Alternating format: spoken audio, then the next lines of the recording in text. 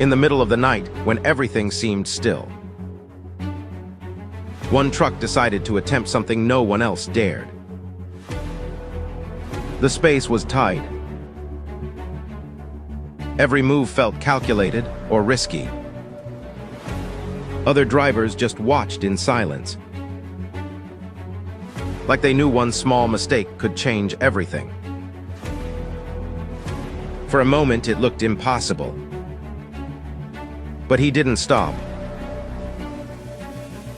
The real question is, how far can precision go when there's no room left for error?